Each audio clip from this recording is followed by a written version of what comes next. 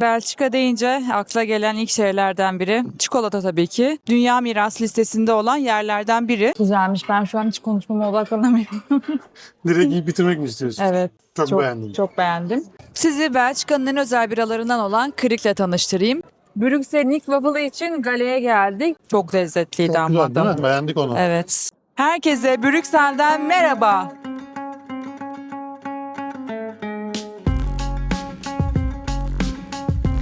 Brüksel'in ilk durağından Noordzee'den herkese merhabalar. Burası Brüksel'in oldukça meşhur bir balıkçısı aslında. Çok güzel bir meydanda bulunuyor. Havada şansımız da çok güzel. Noordzee'de çeşitli balık türleri bulabilirsiniz. Balık mezeleri, balık çorbası, nugget, balık nugget gibi. Biz bugün ne yedik? 2 tane balık çorbası içtik. Yani birer tane.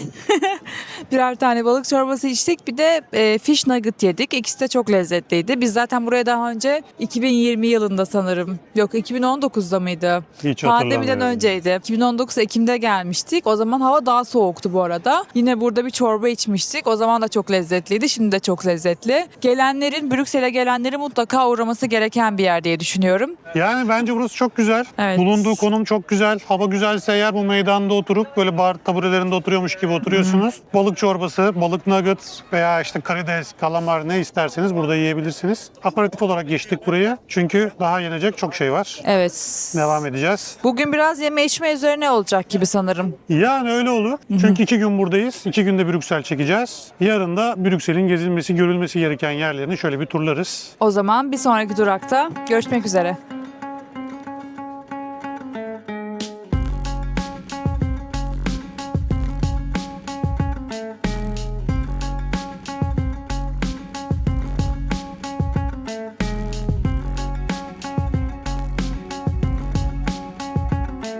Evet, Frights Atelier'e geldik yeniden. Aslında burayı Gent'te denemiştik ve beğenmemiştik. Ama gördüğüm kadarıyla sanki bir tek biz beğenmemişiz. Herkes çok övüyor. Dolayısıyla Brüksel'de bir şans daha verdik. Ne düşünüyorsun? Ben Brüksel'deki versiyonu daha çok beğendim açıkçası.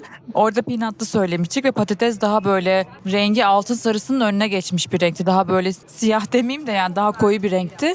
Buradaki rengi hem daha altın sarısına yakın hem de söylediğimiz parmesan ve fesleğenli sosu ben daha çok beğendim. Ve üzerine böyle lime kabuğu rendeliyorlar. O da bir freşlik veriyor. Ben beğendim açıkçası. Fiyatı 7,50. Evet, bu sefer sınıfı geçti diyebiliriz değil mi? Gent'te çünkü 40 not vermiştin. Evet. Burasının sahibi Şef Sergio Herman. 3 Michelin yıldızı olan bir şef. Kurduğu bu markayla da hem Hollanda'da hem Belçika'da çok fazla restoranı var. Dediğim gibi herkes beğendiği için biz bir şans daha verdik ve bu sefer hakikaten biz de beğendik. Evet. O yüzden Brüksel'deki adresini tercih etmenizi tavsiye ederiz. Hafta sonu Gent'te hatırlıyorsan çok kalabalıktı. Belki o yoğunlukta olmadı bilmiyorum. O zaman bir sonraki durakta görüşürüz. Yine Görüşmek sanırım üzere. yeme içme üzerine bir yer olacak. Bakalım. Yani Dilan'la Dolaş kanalında bizi nereye götürürsen oraya geleceğiz. Takip edin o zaman.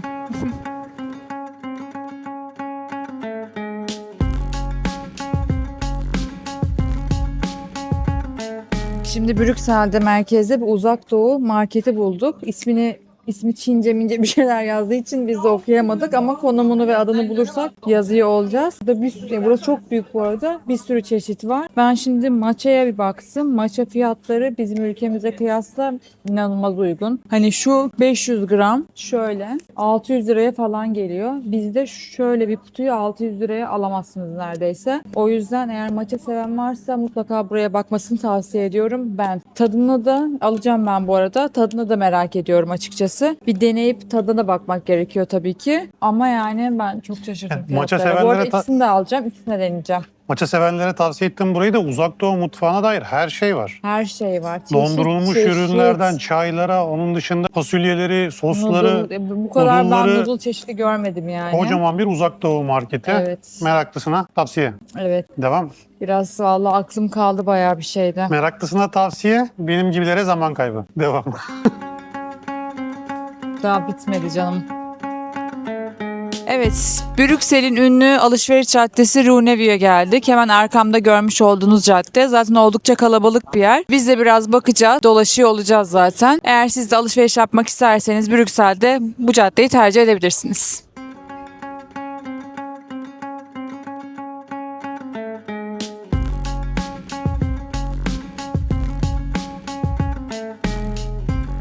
Brüksel'in ilk waffle'ı için galeye geldik. Ben içerisinde chocolate chip olanı seçtim. Şimdi deniyorum demeyeceğim çünkü az önce denedim. Çok lezzetliydi. Burası tam alışveriş caddesi olduğu için çok yoğun bir cadde. O yüzden çekimler arada aksayabiliyor. Çok lezzetli. Ben çok beğendim. Hemen sen tadına bak. Fiyatı 3.75.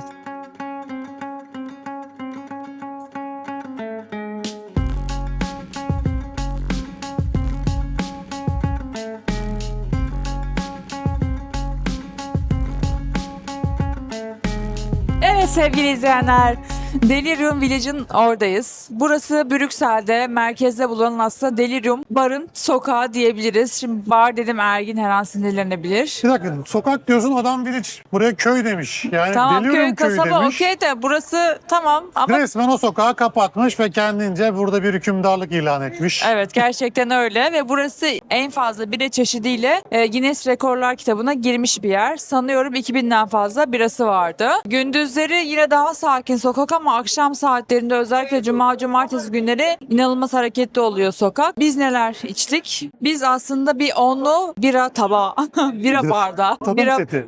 aynen onlu bira tadım seti söyledik. Her biri 15 CL'di.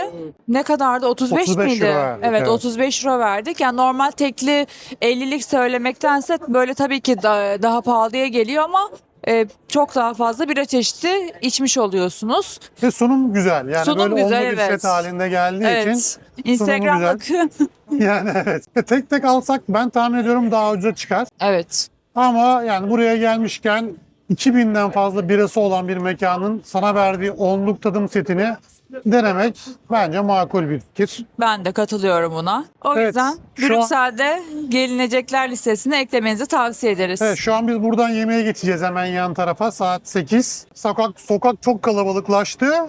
Gece 12'den sonra zaten buralarda gençler daha da delirium moduna geçiyorlar. Gerçek bir delirium. O yüzden buraya gelecek olanlar da buna göre istedikleri saati ayarlasın bence. Evet. Delirium burası. Yemek yiyeceğimiz yerde hemen şurası. Şöyle sokağı da şöyle bir Bir göstereyim. gösterelim. Evet, biz yemeğe oradan da Evet sokak. Burası yazın iyice taşıyordur bu arada muhtemelen. Ama güzel, ben seviyorum böyle güzel. yerleri. 2000'den fazla bira var bir barda. Evet. Ya Ve bu bar arada şey dediğimizde- mesela ya sokak ve her birinin kendine ait böyle bir giriş yeri var. İşte tekile için ayrı bir yer, bira için ayrı bir yer Öyle ama falan. onların hepsi içeride de birleşiyor. Evet. Yani her bir değişik bir apartman girişi gibi ama hepsi içeride de birleşiyor. Hepsini birleştirmişler. Evet. Güzel bir yer. Gelirseniz Yemek öncesi, yemek sonrası evet, değerlendirebilirsiniz. bira içmek için güzel bir yer. O zaman hemen yemeğe geçelim. Şezleyon'a. Geç bakalım.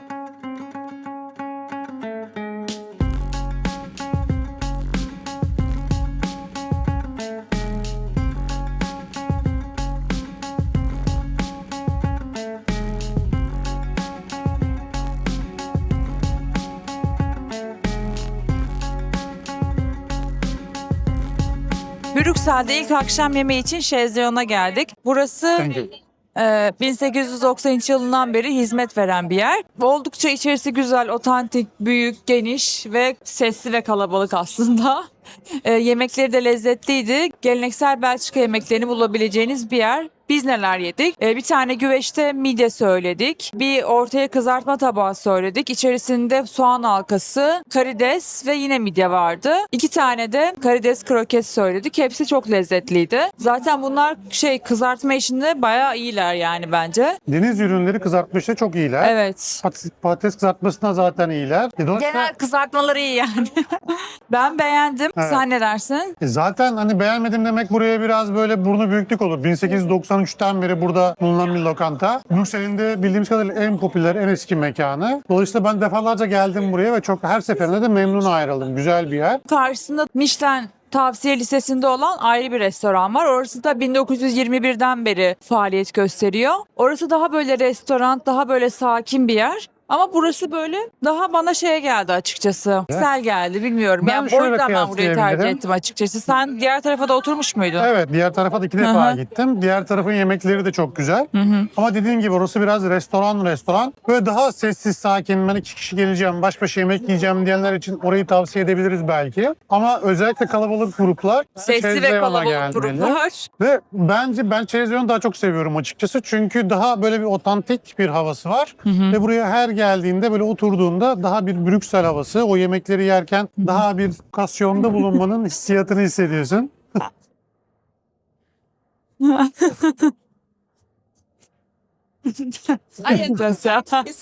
Thank you. Bye. Burayı gördüğümde buraya da aslında gelmek istedim. Hatta yarın akşam buraya mı gelsek diye bir düşündüm ama aynı tarz yemekler olduğu için tercih etmeyeceğiz gibi. Yarın Evet. akşam başka bir Başka bir yerde yere. olacağız. Hemen şu köşeyi dönünce gene buralardayız. Farklı bir yemek. Evet ama yani 2 günden daha fazla günüm olsaydı orayı da denemek isterdim açıkçası. Böyle. Brüksel'in en meşhur yerinde yedik. Dolayısıyla çok güzel bir yemek yedik. Ama daha sessiz, sakin bir gece geçirmek isteyenlere hemen karşı mekana tavsiye ettik. Ama her iki mekana da mutlaka rezervasyon yapmanız lazım. Yoksa Evet. çok beklersiniz. Evet. Kısacası tavsiyemizdir efendim. Bir sonraki durakta görüşmek üzere.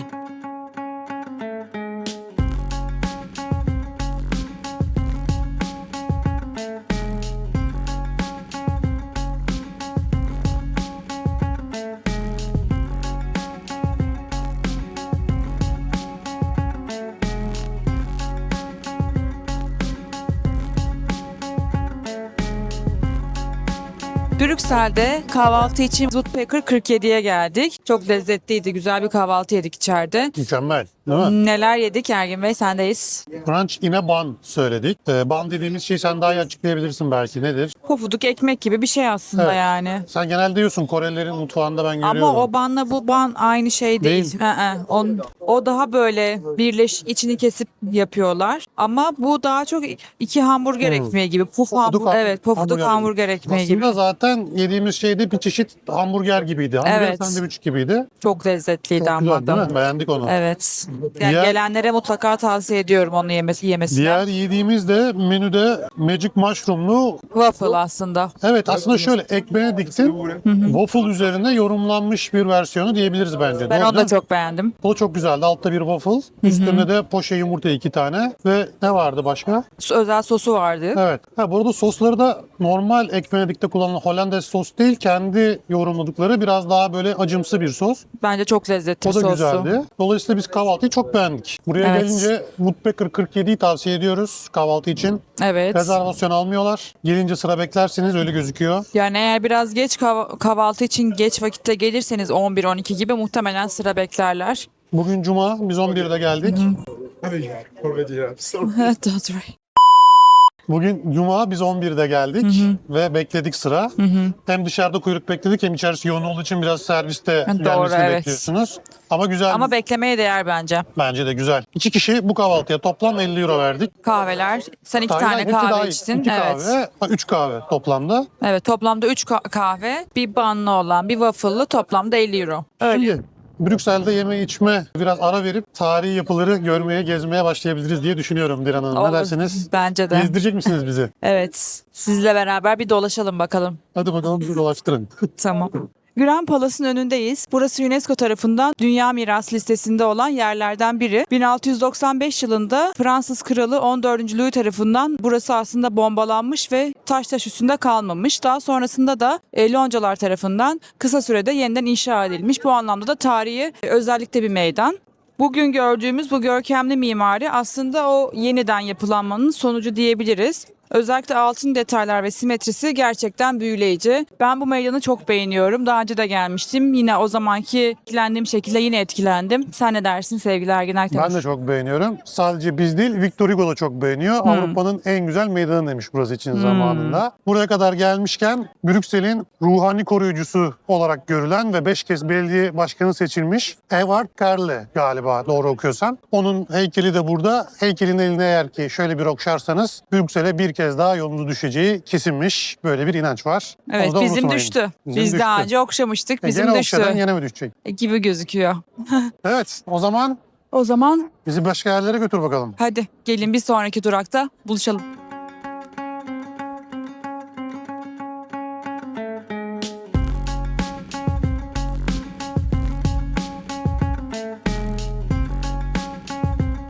Brüksel'in en önemli simgelerinden biri olan İşeyen Çocuğun önündeyiz. Burası 17. yüzyılda yapılmış. Çok küçük bir heykel ama en çok ziyaret edilen yerlerden biri. 2019 yılında geldiğimde ben çok şaşırmıştım. Çünkü hani gittiğinde mutlaka işeyen çocuğa git falan diyordu herkes. Bir geldim böyle küçücük bir şey görünce epey şaşırmıştım. Ve zaman zaman dönem dönem işeyen çocuğa farklı kıyafetler giydiriyorlar. Biz de bugün onlardan birine denk geldik. Tahminim tıp bayramı olduğu için olabilir diye düşünüyorum. Çünkü doktor kıyafeti var üzerinde. Geldiğinizde mutlaka ziyaret edilmesi gereken yerlerden biri diyebiliriz. Peki bu işeyen çocuğu niye işiyor, bunun bir hikayesi var mı? Ben bilmiyorum. Bununla ilgili hikayeler ben Çok duydum. evet farklı hikayeler Ama var diyorlar. gerçek bir hikaye bildiğimiz kadarıyla yok diye yapıldı bilinmiyor. Ayrıca bu işleyen çocuğun değişen kıyafetlerinin sergilendiği ayrı bir gardırop şeklinde küçük bir müze var. Onun da girişi 5 euroymuş. Ama biz o kıyafetleri görmeye gitmeyiz. Bence de. Paylaştık. Bence de. Evet, çok Burası kalabalık şu an oldu çok burası. kalabalık oldu. Şöyle Hemen geçin. şöyle geçelim.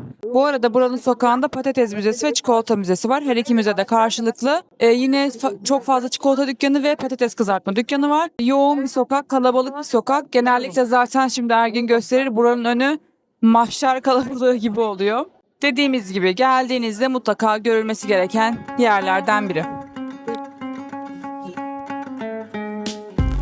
Janek Pis'in önündeyiz. Burası işeyen çocuğun kadın versiyonu aslında. İşeyen çocuk kadar bilinmiyor ve onun kadar ilgi çekmiyor sanıyorum burada. Delirium'un sokağında yer alıyor.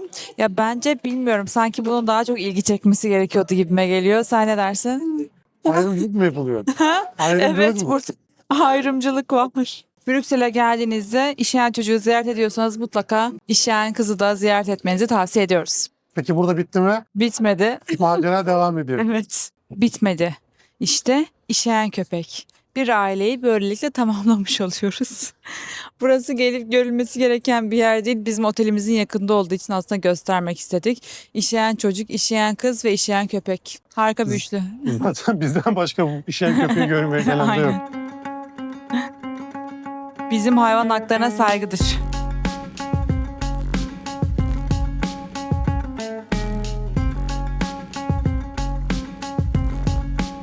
Brüksel'in en ünlü, bizce artık en ünlü peynircisine geldik. Daha doğrusu şarküteri burası. Güzel Gouda peynirlerimizi aldık. İçeride denedik, hepsi çok lezzetliydi. O yüzden buraya gelecekleri ve peynir almak isteyenlere kesinlikle önerimizdir bu yer. Hemen Erginciğim altına ismini yazıyor zaten. Görülmez. Var mıdır eklemek istediğiniz? Yo, denedik içeride. Peynirler güzel. Beğendik. Alışverişimizi yaptık. Buraya gelip böyle kendine otantik Gouda peyniri veya hatta işte farklı çeşit peynir almak isteyenler de gelip alışveriş yapabilir. Güzel Evet, bir yer. tavsiyemizdir.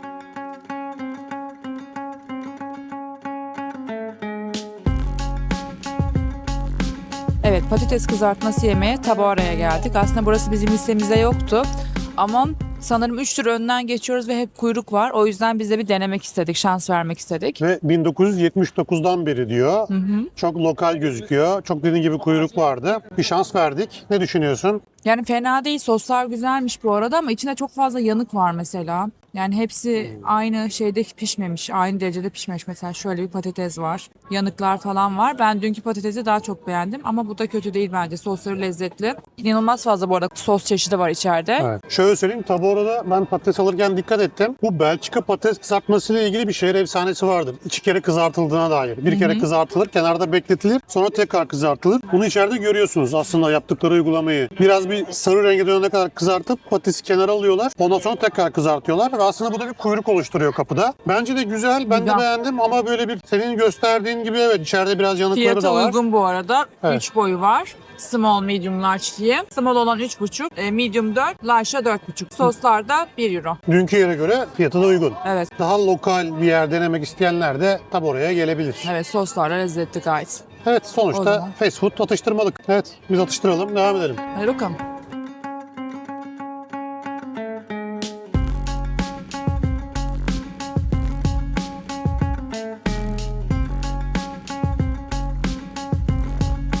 Avrupa'nın ilk alışveriş merkezlerinden biri olan Royal Gallery of St. Hubert'teyiz. Burası 1800'lü yıllarda yapılmış ve o zamanın kapalı olarak ilk alışveriş pasajlarından biri olmuş. Özellikle tavanın bu camlı mimarisi o zaman için çok yenilikçi sayılmış. İçeride lüks mağazalardan çikolatacılara kadar alışveriş yapabileceğiniz bir sürü mağaza bulabilirsiniz. Bir cümlem daha vardı.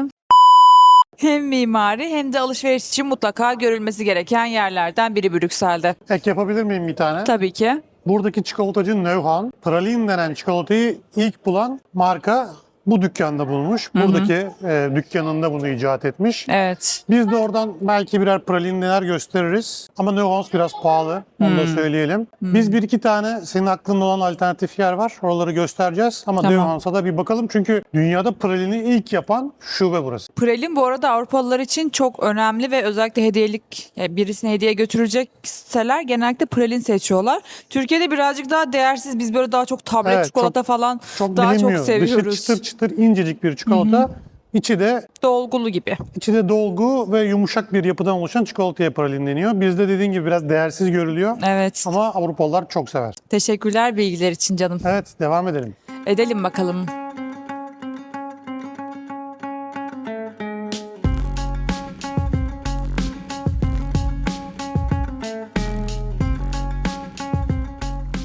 Bilal Hanım, neredeyiz? Neydi?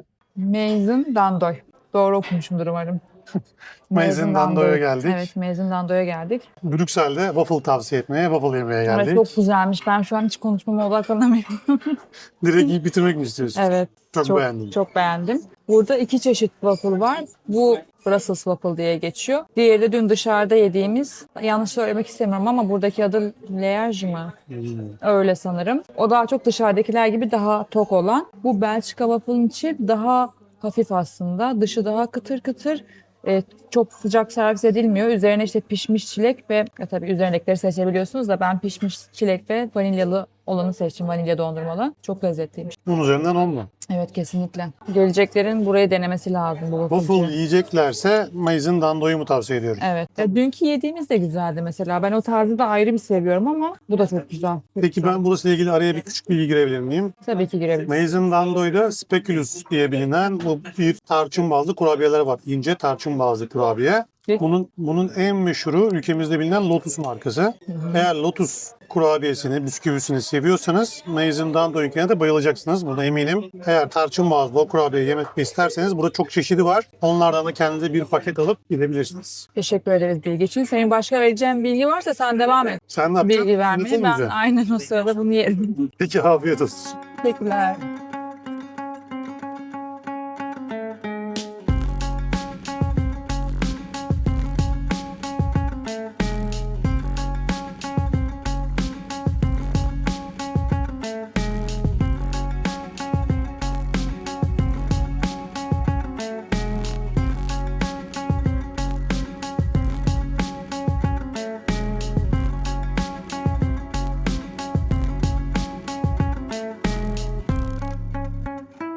Evet, Belçika deyince akla gelen ilk şeylerden biri çikolata tabii ki. Benim de buradaki favorilerimden, hatta gittiğim pek çok ülkede aralarından sıyrılır, Elizabeth. Gerçekten çikolataları inanılmaz iyi. Ben çok seviyorum. Şimdi alacağız ama muhtemelen yemeyeceğiz. Paketlik, eve götürmelik alırız biraz. Biz kendi beğendiğimiz çikolataları alalım. Onları da gösterelim. Almak isteyen, belki bizim tavsiyemizi merak eden. Ama özellikle tablet çikolatalı, yani açık satılıyor burada çikolatalar. Fındıklı çikolatası. Bir de marshmallow. Bir de Ergin'in tabii ki klasik. Üstü çikolata kaplı, içi marshmallowlu olan Ergin'in favorisi. Onu nerede görsek muhakkak alırız. Tamam, gidelim kendi seçtiklerimizi alalım, çıkalım. Okey. Benim buradaki favorilerimden olan sütlü çikolatalı ve fındıklı olan bir tane bundan aldık. Bir de Ergin'in favorisi olan üzeri çikolata kaplı marshmallow'dan aldık. Bu 7,5'tu, 18,5. Biraz pahalı ama tat olarak gerçekten değer. Tavsiyedir. Tamam, yine araya gireyim. Eğer ki fiyat performans bir yeri arıyorsanız çikolata anlamında, markettekiler dışında tabii ki böyle butik anlamında Leonidas, fiyat performans anlamında sizi yüzmez. Orayı deneyebilirsiniz ama bizim favorimiz Elizabeth. Evet, Leonidas Türkiye'de açtı sanırım. Doğrudur. İlk şubesini Türkiye'de herhalde Fenerbahçe tarafında bir yere açtı Galiba, İstanbul'da. evet.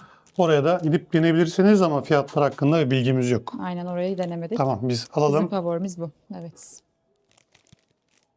Sizi Belçika'nın en özel biralarından olan Kriek'le tanıştırayım. Kendisi vişneli bir bira aslında. Doğal vişneyle, yani gerçek vişneyle yapılıyor. Onunla mayalandırılıyor aslında. Gayet lezzetli. Özellikle yaz için çok ferahlatıcı bir bira çeşidi. Ben çok seviyorum. Sen meyveli bira seviyorsun zaten. Ama vişnenin kattığı o ekşilik de hoşuna gitti anladığım kadarıyla. Evet. Ve gözlemlediğim kadarıyla bunu daha çok kadınlar içiyor. Yani cinsiyet ayrımcılığı yapmış gibi olmak istemem ama sadece gözlemlerimi paylaşıyorum. Kadınlar daha çok tercih ediyor. Evet, ama şunu da özellikle vurgulayayım. Bu Kriek dediğimiz vişneli, cherry'li biralarda %4'ten başlıyor alkol oranı, %8-9'lara kadar çıkan versiyonları var. Dikkatli yani her için. vişnelisi hafiftir. Ben bunu içerim diye düşünmeyin. Bence bir biranın üzerindeki alkol Evet, oranına çünkü bakın. içerken de biraz diğer biralara göre daha rahat bir içimi olduğu için o şeyi ayarlamak biraz güç olabilir. Hissedemeyebilirsiniz alkolün hani yüksekliğini. O yüzden daha dikkatli içilmesini tavsiye ederim. Evet, özellikle bizim bu bulunduğumuz yerde Manzarası burada çok güzel. çok da güzel bir manzara eşliğinde biralarımızı yudumluyoruz.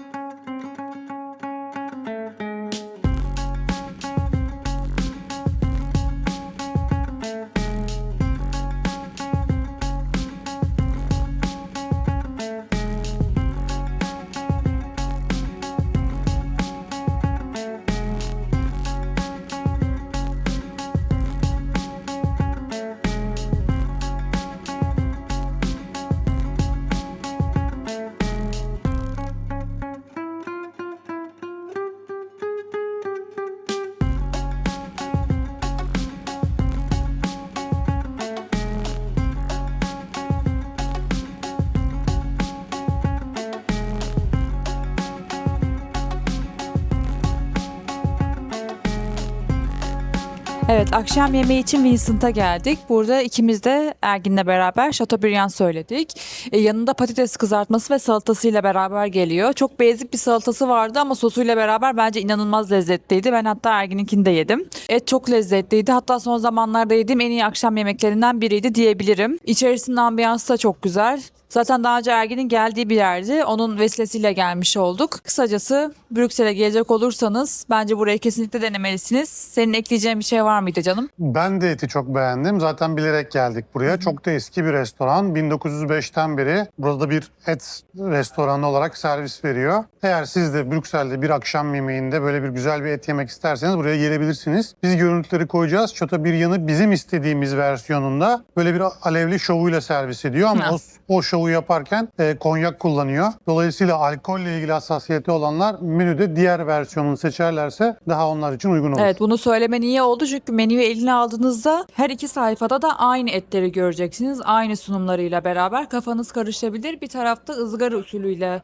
servis ediyorlar. Diğer tarafta da Ergin'in bahsettiği ve bizim yediğimiz haliyle işte en son anda konyakla beraber kızartıp o şekilde tabağa servis ediyorlar. Ben çok beğendim. Yani herkese tavsiye ediyorum. Keyifli olsun. bir akşamdı. İyi yemek Evet. yediğim zaman mutlu oluyorum. O yüzden şu an onun mutluluğu suratında olmuş olabilir. Hemen şeyden de bahsedeyim bu arada. Bizim bu yediklerimiz artı birer kadeh şarapla beraber toplamda 118 euro ödedik buraya. Böyle. Evet, artık bu ikinci günün akşamı. Bugün daha bir şey çeker miyiz bilmiyorum ama kapatmasınlar. Çünkü yarın sabah tavsiyelerimiz devam edecek. Evet. Onun için de buraya kadar izleyip beğendilerse ne yapıyorlar? Like atmayı, kanala abone olmayı, yorum yapmayı ve sevdiklerinizle paylaşmayı lütfen unutmayın. O zaman devam. İzlemeye devam. Evet. Gezmeye devam.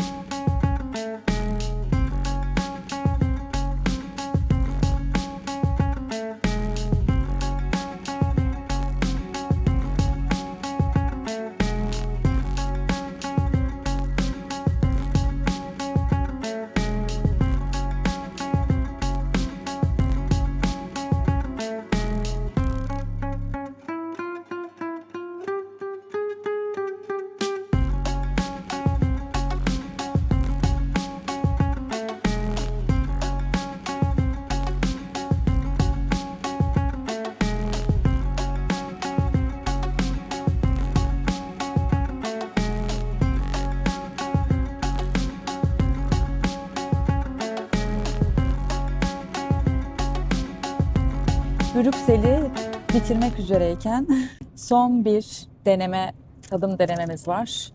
Adını okuyamıyorum, çok zor gerçekten. Oradan şimdi Şu bir Fransız patiserisi. Lille merkezli ama Fransa ve Belçika'da çok fazla yerde var. Sen böyle bir meşhur gördüğün gözünde yemek istediğin bir şey vardı. Çıkar Evet, bakalım. şimdi onu yiyeceğiz. Adını sen Ergin aşağı zaten Tamam. yazarsın. Ah. Çikolatalı ekmek. Bunun aslında bir büyüğü de var. O da çok güzel gözüküyor ama kalmamıştı. Şimdi hemen Birileri çalıyorum. geliyor. Bir mutluluk görüyorum güzel. yüzünde. Hı. Bir mutluluk görüyorum. Evet. Çok güzel. Bir de kruvasan almıştık ama onu dayanamayıp yedik. O da aşırı lezzetliydi. Ben çok beğendim kruvasanını. O da Yani çok güzel. şöyle bir şanssızlık oldu. Burayı en son gün keşfettik.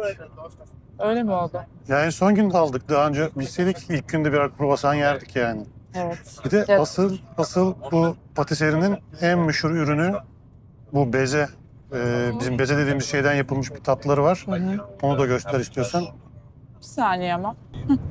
Görüntüsü güzel. Şöyle yandan da çek. Pastanenin her önünden geçtiğinizde zaten şey oluyorsunuz. Falan oluyorsunuz böyle. Ben çok beze sevmiyorum ama bu fena değil. Şöyle.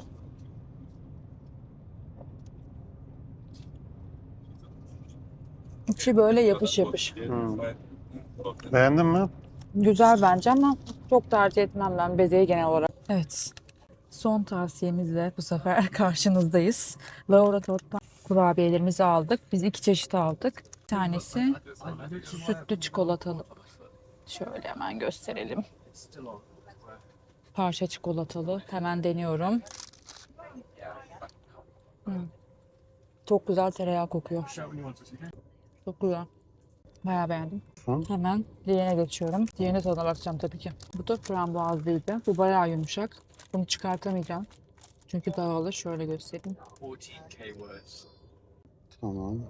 İçi bayağı yoğun frambuazlı. Yine bu da çok güzel tereyağı kokuyor. Tamam.